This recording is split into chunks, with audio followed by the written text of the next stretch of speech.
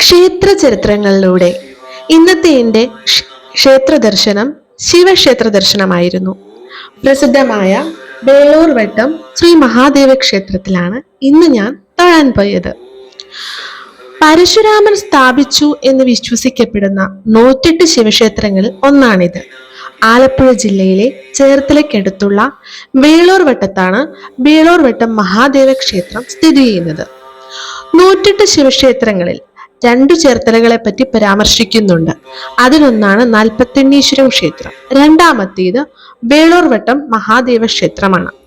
2 ശ്രീകോവിലുകളും 2 കൊടിമരങ്ങളും ഉള്ള അപൂർവം ക്ഷേത്രങ്ങളിൽ ഒന്നാണ് വേളൂർ വട്ടം ശിവക്ഷേത്രം.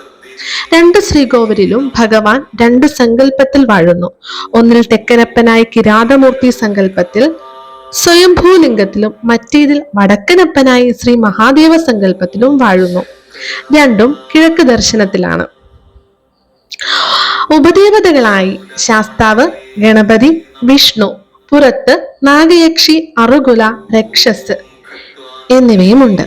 ചേർത്തല KSRTC ബസ് സ്റ്റാൻഡിൽ നിന്ന് 1 കിലോമീറ്റർ ദൂരെ ദേശീയപാതയിലേക്കുള്ള ബൈപ്പാസിനടുത്താണ് ക്ഷേത്രം സ്ഥിതി ചെയ്യുന്നത്. ഓം നമഃ ശിവായ.